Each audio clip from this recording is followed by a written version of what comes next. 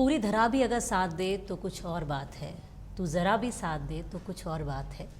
चलने को तो एक पैर पर भी चल रहे हैं लोग, लेकिन अगर दूसरा भी साथ दे तो कुछ और बात है। नमस्कार, मैं हूं योगिता सोनी और आप देख रहे हैं डेजर्ट स्टॉर्म न्यूज़ का कार्यक्रम कहीं अनकहीं।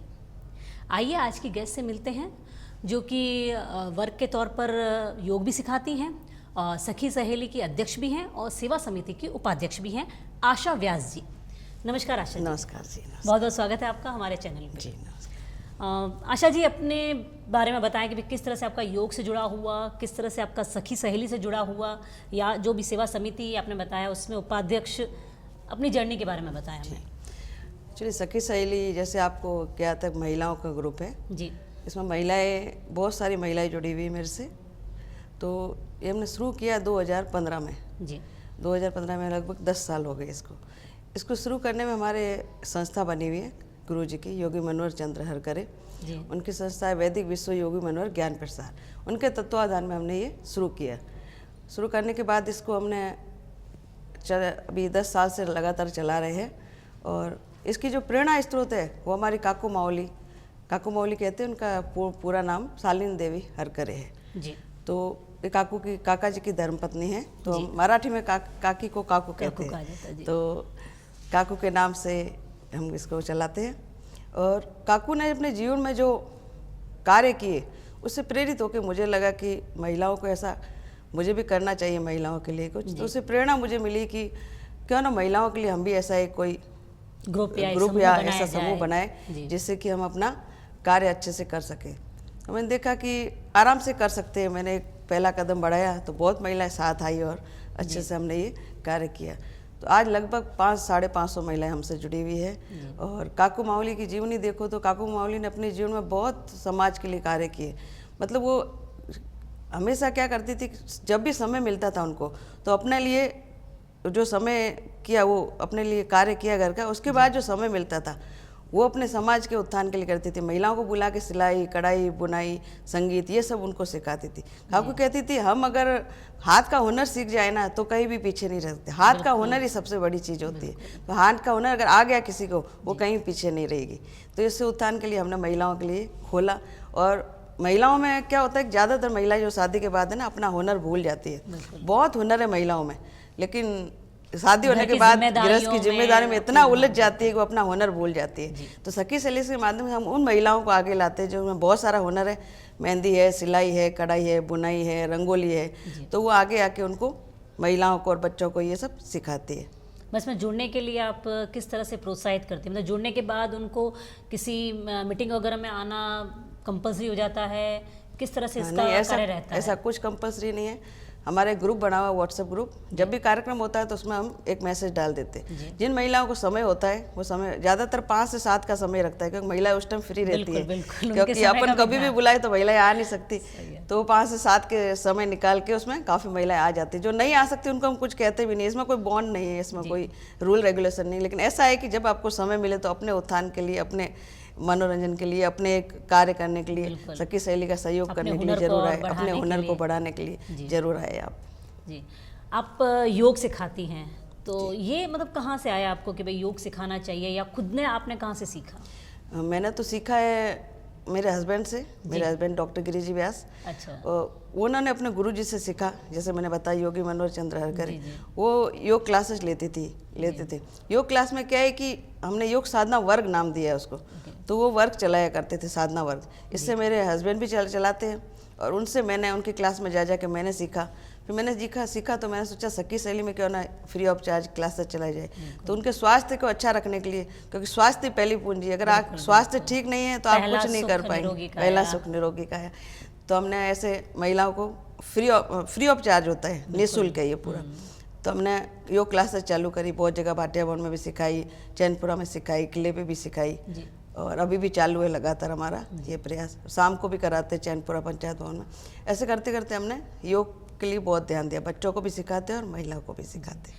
क्या बेनिफिट है? देखो, जनरली योग के हम कई बार शरीर स्वस्थ रहता है, मानसिक संतुलन अच्छा रहता है।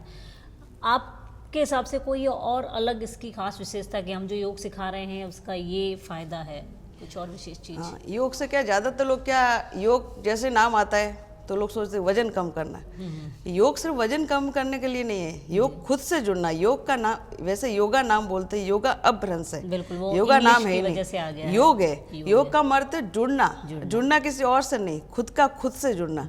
हम खुद से नहीं जुड़ पाते, सबसे तो जुड़ जाते हैं। सबसे जुड़ने में अपना इतना फायदा नहीं जितना खुद से जुड़ने का। तो योग सबसे ज़्यादा फायदा है खुद का खुद से जुड़ना। और खुद का खुद से जिससे जुड़ेंगे तो हम अपने आप को जानेंगे, अपने आप को पहचानेंगे।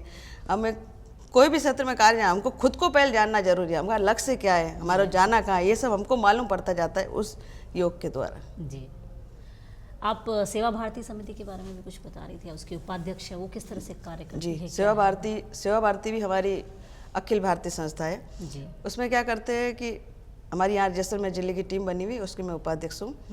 इसमें क्या 10 बस्तियाँ हमने गोद ले रखी है। 10 बस्तियाँ गोद है, उसमें हम बच्चों के लिए, महिलाओं के लिए एक विशेष कार्यक्रम चलाते हैं, शिक्षा का, स्वास्थ्य का, सामाजिक समरसता का और स्वावलंबन का। बच्चों के लिए केंद्र चलाते हैं, संस्कार साधना केंद्र। इसमें क्या है, बच्चों को फ्री शिक्षा देते हैं। और महिलाओं का स्वावलंबन, कोई भी मेहंदी का कार्य हो, चाहे कुछ पापड़ बड़ी खिचिया बनाने हो, जो भी गृहस्थ घर का जो उनका हुनर है उसको लेकर हम उनका स्वावलंबन का कार्य करते हैं। सामाजिक स्तर पे हम यज्ञ कराना, हवन कराना, कन्या पूजन कराना, उससे क्या होगा, सामाजिक समरसता हमारे समाज में बढ़े, इस स्तर पे भी हम ये कार्य करते हैं जी। तो अखिल भारतीय बहुत अच्छा कार्य होता है इसके लिए। अभी हमने सामूहिक विवाह कराया था, 7 जोड़ों का विवाह कराया था, बहुत अच्छा रेस्पॉन्स मिला, समाज ने भी बहुत साथ दिया। और उन लोगों का जो कि अपने इतना अच्छा विवाह करने में सक्षम नहीं है, उन लोगों का कराया तो उनको बहुत अच्छा लगा। और उनको लगा कि अगली बार हम हमारे पूरे दूसरे परिवार के लोग हैं उनका भी इस तरह से करवाएंगे। जब मेरे आपसे फ़ोन पे बात हुई थी तो आपने मुझे योगा के किसी विशेष हिस्से के बारे में बताया था, तो अगर आप इन शॉर्ट उसके बारे में कुछ बता पाएँ तो। जी, ज़्यादातर क्या है, महिलाओं का उत्थान करने के लिए महिलाओं के पास समय नहीं है। मैं कहूँगी योग क्लास के लिए 1 घंटा हो, तो योग साधना वर्ग में महिला 1 घंटा निकालना बहुत मुश्किल है। महिलाएं सब कुछ कर सकती है, सबके लिए समय निकालेगी, परिवार के लिए निकालेगी, समाज के लिए निकालेगी, सबके लिए निकालेगी, लेकिन महिलाओं को खुद के लिए समय नहीं है। तो खुद के लिए समय निकालने के लिए हमारे गुरुजी ने 3 मिनट का प्राणायाम बताया है, ओमकार सच्च के वेदन। ये मात्र 3 मिनट लगते हैं और इसके शारीरिक, मानसिक और आध्यात्मिक तीनों लाभ होते हैं। आपका शरीर भी स्वस्थ रहता है, मन से भी, कहते हैं शरीर ठीक भी रहे और मन आपका बीमार है तो आप बीमार ही रहोगे।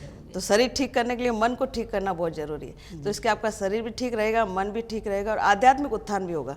अभी तो हम सिर्फ शरीर और मन तक ही सीमित है। आध्यात्मिक उत्थान हम ये भी जानना है कि हमारे अंदर एक जीवात्मा भी है, उसका उत्थान भी जरूरी है।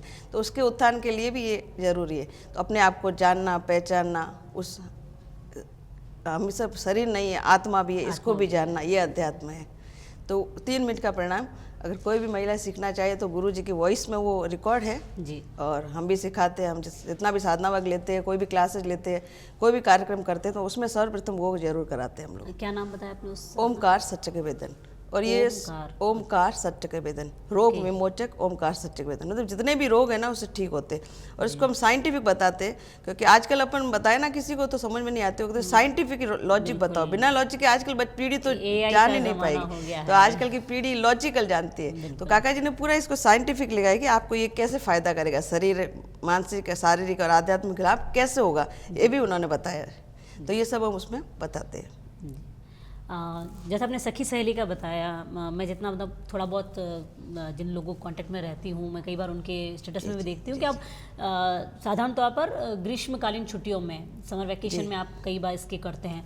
तो वो जो आप उस समय जो भी सिखा रही हैं वो भी क्या आपका फ्री ऑफ चार्ज रहता है? तो फिर उसकी सारी अरेंजमेंट आपकी कैसे होती है?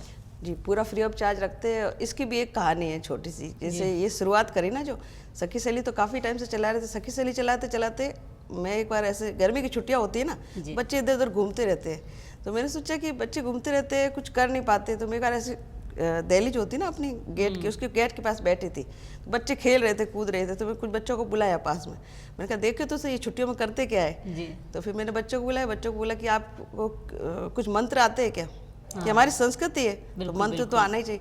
तो उनको पूछा मंत्र आता है, तो बोला हमको कोई मंत्र नहीं आता। तो वो कुछ तो आता होगा, छोटा सा ही, तो बोलो कुछ नहीं आता। तो मैं एक बच्चे को बोला कि अच्छा ओम नमः शिवाय तो आता ही होगा। तो बोल नहीं, हमको तो ओम नमः शिवाय नहीं आता। मेरे को बड़ा आश्चर्य हुआ, मैंने आश्चर्य प्रकट किया, अरे यार ये कैसे, भारत संस्कृति, कहते हैं कि भारत तो ऐसा एक भारत नाम से भरत पे नहीं पड़ा, भा मैंने प्रकाश, रत मैंने रहना, जो हमेशा ज्ञान में रत रहता है वो भारत है। तो जब इतना ज्ञानमय भारत है और बच्चों को आज मंत्र नहीं आता तो ये बड़ी मतलब अच्छी दशा नहीं है। हाँ, हैरानी वाली बात। तो मैंने हस्बैंड से अपने डिस्कस किया, मैंने कहा कि ये ऐसी ऐसी स्थिति है, क्या करें, अपने इसके लिए क्या कर सकते हैं। तो उनके साथ बातें करते करते हमको ये आइडिया आया, क्यों ना बच्चों के लिए संस्कार साधना शिविर लगाया जाए। अच्छा, लोग तो इसको कहते हैं कि भाई ये शिविर है, ऐसा कुछ भी नाम दे देते हैं, ग्रीष्मकालीन शिविर कह देते हैं, हम उसको संस्कार साधना शिविर कहते हैं, क्योंकि बच्चों को समर कैंप बोल देते हैं। लेकिन बच्चों को सिखाना तो हमें संस्कार है, तो संस्कार सिखाने के लिए उसको नाम भी संस्कार साधना शिविर दिया। फिर हर ग्रीष्मकाल में 15 दिन 10 दिन जैसे सखियों को समय मिलता है उसको हम करते। इसमें विशेष बात क्या है कि हम बाहर से किसी को नहीं बुलाते, हमारी जो सखियाँ है वो सखियाँ, मैंने कहा ना बहुत सारा हुनर है महिलाओं में, वो हुनर को ही लेकर, किसी को मेहंदी आती है, किसी को हेयर स्टाइल आती है, किसी को जूडो कराटा आता है, किसी को रंगोली आता है, तो जिसको जो आता है उस हिसाब से हम महिलाओं को सेलेक्ट कर लेते हैं। वो आके खुद बोलते हैं प्रतिभा है उसे भी आप निखार रहे हो और दूसरों तक अपनी प्रतिभा पहुंचा रहे। तो जैसे बहुत सारी महिला, इनको सब ये आता तो था लेकिन गृहस्थ में भूल गए थे, तो उनको वापस लाया तो उनका भी हौसला बढ़ा, उनको ऐसे लगा कि आत्मविश्वास बढ़ा कि हम तो वाकई में बहुत अच्छा कर सकते हैं। तो उनका हुनर भी निखरा और इससे महिलाएं और बच्चे सीखने आते, उनको भी हुनर मिल रहा है। हुनर बांटने से, कहते बांटने से हमेशा बढ़ता है। तो उनका मतलब जो समय है वो सदुपयोग हो रहा है उसका, और इसका पूरा निःशुल्क होता है। इसमें हम किसी से कुछ पैसे नहीं लेते, हम जो सखियाँ है वही आपस में जितना खर्चा होता है जो, और इसमें बॉन्ड भी नहीं है कि हर सखी निकाले, जो अपनी स्व इच्छा से जो देती है उसी से हम वो पूरा खर्च निकालते हैं।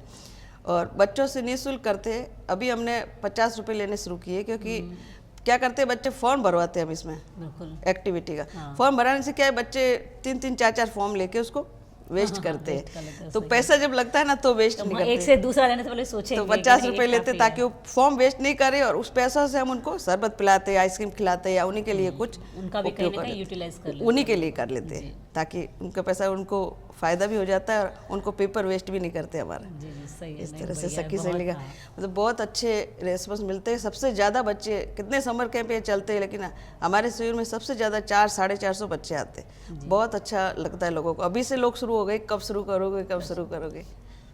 ग्रीष्मकालीन छुट्टियों का भी इंतजार रहता है और इस आयोजन का, शिविर का भी इंतजार रहता है। बिल्कुल, बहुत बढ़िया आशा जी, आपने बहुत अच्छी हमें जानकारी दी।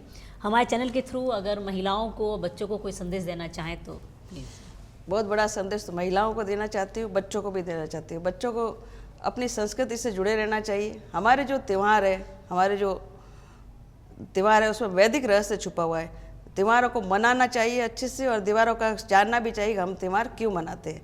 और महिलाओं को योग कि महिलाएं सबके लिए कुछ करती तो अपने लिए भी कुछ करे, समय निकाले, योग करे। योग नहीं कर सकते तो 3 मिनट का जो सच्चक वेदन बताया वो करे।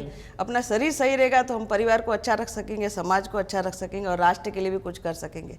तो महिलाएं अपने लिए कुछ समय निकाल के योग करे। योग नहीं कर सकते तो ये 3 मिनट का प्राणायाम करें और अपना हेल्थ अच्छी रखें, मन अच्छा रखें, प्रफुल्लित रहे, ताकि हम अपने लिए और समाज के लिए कुछ कर सकें।